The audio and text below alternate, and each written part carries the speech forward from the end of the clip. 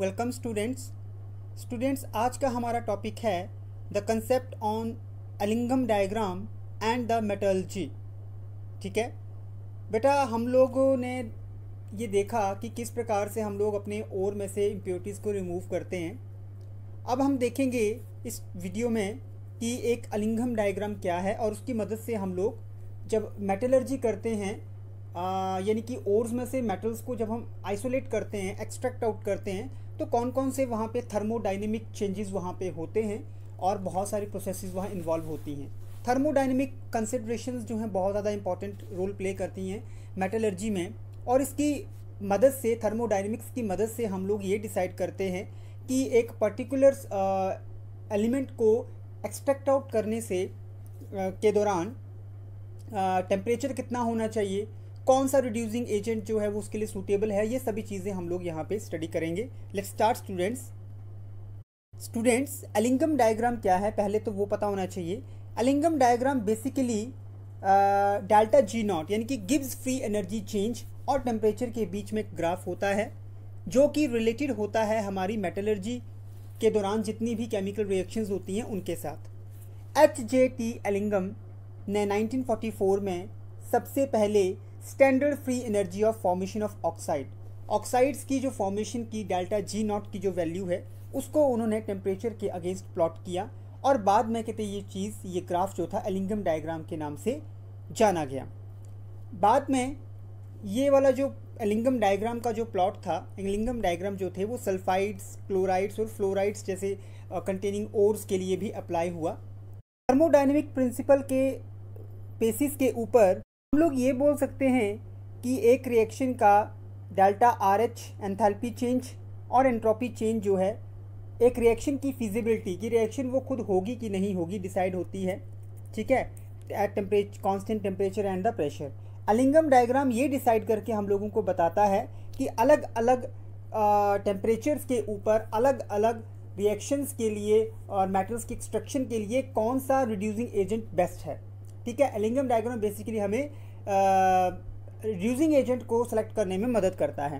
Delta G are जो है वो एक रिएक्शन की स्पॉन्टेनिटी को डिसाइड करता है। अगर डेल्टा आर जी जो है वो लेस देन ज़ीरो या नेगेटिव है तो एक रिएक्शन हमारी स्पॉन्टेनियस होती है, फिजिबल, या प्रीवियस क्लासेस में पढ़ के आ चुके हैं। हम लोग देखते हैं delta G is equal to delta H minus T delta S, ये हमारा गिब्स हेल्महोल्ट्ज़ इक्वेशन है। यहाँ पे अगर डेल्टा जी की वैल्यू ज़ीरो या नेगेटिव है तो इसका मतलब कि रिएक्शन स्पॉन्टेनियस है। अगर डेल्टा जी की वैल्यू ज़ीरो से ज़्यादा और पॉजिटिव है तो इसका मतलब रिएक्शन नॉन स्पॉन्टेनियस है। डेल्टा जी अगर ज़ीरो है तो इसका मतलब रिएक्शन जो हमारी इक्विलिब्रियम पे है। और अगर डेल्टा एच जो है नेगेटिव है ऑक्सीडेशन के लिए विद O2,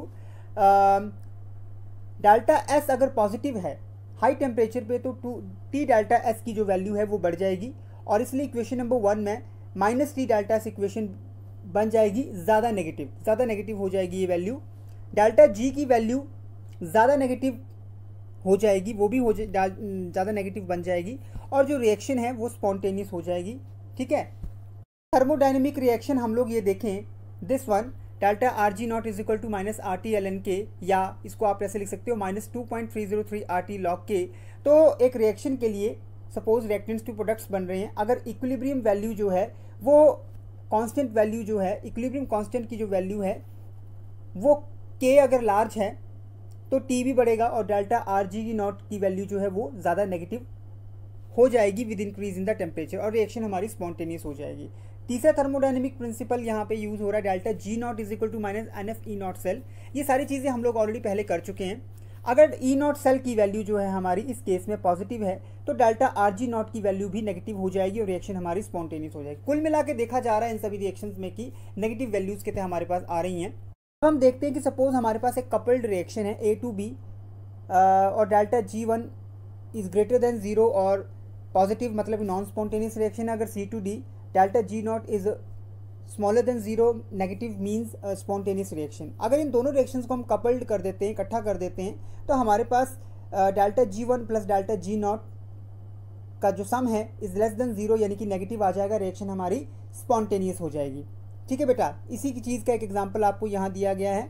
तो यहाँ पे अगर delta G not plus delta G2 is smaller than zero और नेगेटिव तो रिएक्शन स्पॉन्टेनियस। अगर आपके पास सिंगल रिएक्शन है, अगर आपके पास कपल्ड रिएक्शन है, तो हर केस में किसी न किसी फॉर्म में थर्मोडायनेमिक्स ये कोशिश करता है वहाँ से कि हमारी रिएक्शन स्पॉन्टेनियस बन जाए, और यही हमारी इस एलिंगम डायग्राम का बेसिस है। एलिंगम डायग्राम बेसिकली क्या है? एलिंगम डायग्राम जो भी हम लोग बनाते हैं डिफरेंट टेम्परेचर्स पे, हम लोगों को हेल्प करता है कि कौन सा एक रिड्यूसिंग एजेंट जो है हमारे एक मेटल के एक्सट्रैक्शन के दौरान बेस्ट रहेगा, हम लोगों को हेल्प करता है वहाँ पे। और एक एलिंगम डायग्राम आप लोगों को यहाँ पे दिखाया गया है। यहाँ पे अगर डेल्टा G0 की वैल्यू बेटा माइनस है तो जो थर्मल रिडक्शन है एक और की वो फिजिबल मतलब हो सकती है। तो इस वीडियो में हम लोगों ने देखा कि एलिंगम डायग्राम क्या है और किस प्रकार से थर्मोडायनेमिक्स के डिफरेंट जो इक्वेशंस हैं, रिएक्शंस हैं, वो अपना रोल प्ले करती हैं during the metallurgy of the different elements extraction. Thank you students.